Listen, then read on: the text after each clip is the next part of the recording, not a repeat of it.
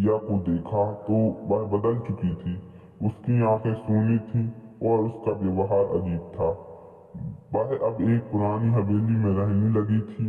गांव के लोग कहते हैं कि अब वह वहीं रहती है जहां उसकी परदादी की आत्मा बसती थी और अब वह कभी भी उस जगह को छोड़कर नहीं जाएगी। कहते हैं जब कोई उस हवेली के पास से गुजरता है तो उसे दो परछाई दिखाई देती हैं, एक पुरानी और एक नई।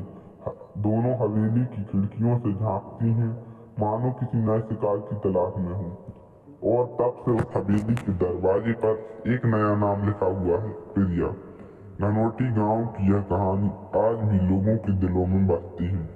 लोग कहते हैं जिसने भी उस हवेली की तरफ जाने की कोशिश की वह कभी वापस नहीं आया। दूसरी कहानी, सुनसान सड़क की रात। रात का समय था, घड़ी के लगभग 12 बज रहे थे। मैं अपने एक दोस्त के घर से लौट रहा था। गांव के बाहर एक सुनसान सड़क थी जहां से होकर मुझे जाना था। वो सड़क बहुत ही लंबी थी और उसके दोनों ओर घने पेड़ थे। आपस का माहौल बहुत ही अजीब और डरावना था। हल्की ठंडी हवा चल रही थी और चांद की रोशनी पेड़ों के बीच से छनकर सड़क पर पड़ रही थी, जिससे और भी अजीब सा दृश्य बन रहा था। जैसे ही मैं उस सुनसान सड़क पर पहुंचा, मुझे अचानक से ऐसा लगा कि कोई मेरे पीछे पीछे चल रहा है। मैंने पीछे मुड़कर देखा पर वहां कोई नहीं था।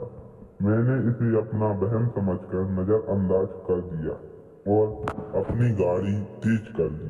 लेकिन कुछ ही मिनटों बाद फिर से वही एहसास हुआ, जैसे कोई पीछे चल रहा हो। इस बार मुझे बहुत डर महसूस हुआ।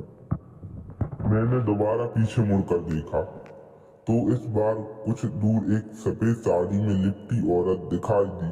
वो औरत बिना किसी आवाज के धीरे धीरे मेरी ओर बढ़ रही थी। मेरे दिल की धड़कन तेज हो गई।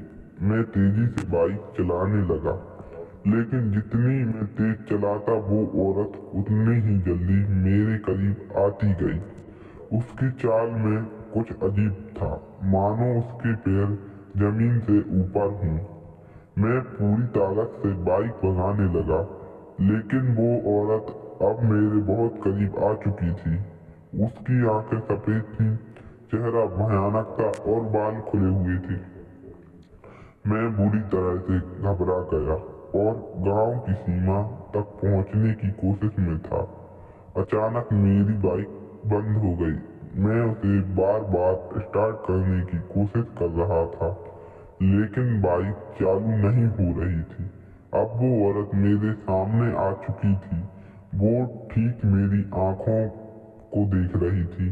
मैं पसीने से भीग चुका था, मेरे हाथ कँप रहे थे। तभी उसने एक भयानक चीख मारी और मेरे चारों ओर अंधेरा छा गया। जब मुझे होश आया तो मैं गांव के लोगों से घिरा हुआ था। उन्होंने बताया कि मुझे सड़क के किनारे बेहोश पाया था। मेरे चेहरे पर अभी भी डर के निशान थे और मेरी बाइक वहीं खड़ी थी जहां मैंने उसे आखिरी बार छोड़ा था।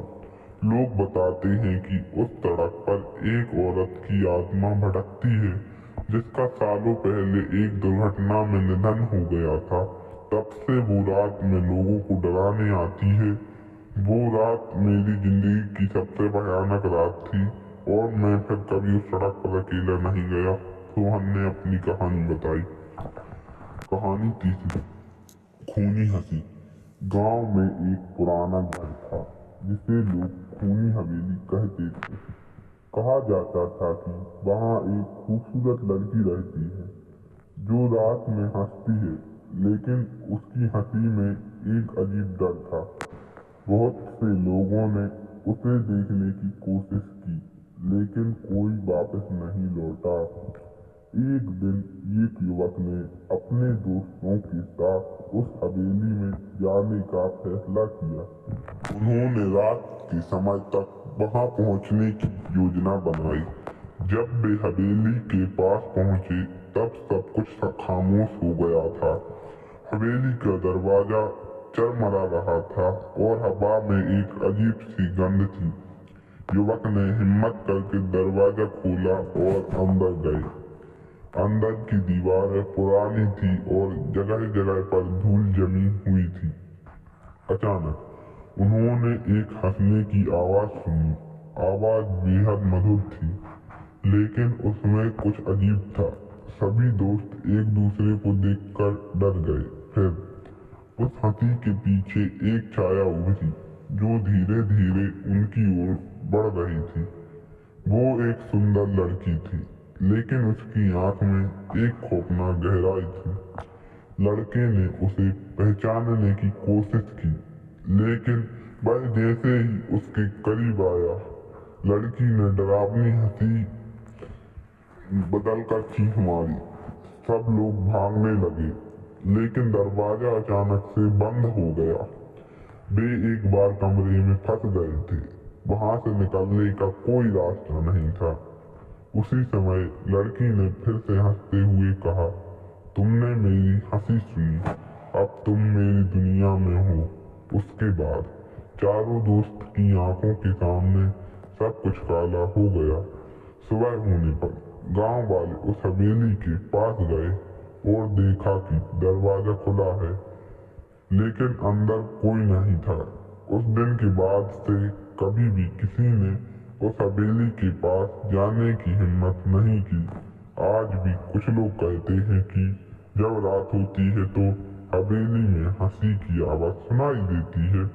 यह कहानी गांव में एक चेतावनी बन गई कि खूनी हवेली से दूर रहना ही बेहतर है। कहानी नंबर 4, रात का साया। एक छोटे से गांव में एक पुराना किला था, जिसे लोग बरसों से भूतिया किला मानते थे। कहते थे कि वहां रात में एक साया घूमता है जो किसी को भी नहीं छोड़ता। गांव के लोग रात में ही किले के पास जाने से डरते थे। एक रात 3 दोस्त आर्यन, शिवा और रोहन ने तय किया कि वे उस किले का सामना करेंगे। उन्होंने सोचा कि यह सिर्फ अफवाह है। रात के 12 बजे वे किले के पास पहुंचे। किला बहुत बड़ा और डरावना था। उसकी दीवारें टूट चुकी थी और अंदर अंधेरा ही अंधेरा था। जैसे ही वे अंदर गए, उन्हें एक अजीब सी खड़खड़ाहट सुनाई दी। सिया ने कहा, यह सिर्फ हवा है, लेकिन उसके चेहरे पर डर साफ था। अचानक एक काली छाया उनके सामने आई। वे सब चौंक गए और भागने की कोशिश की, लेकिन दरवाजा बंद हो चुका था। साया धीरे धीरे उनकी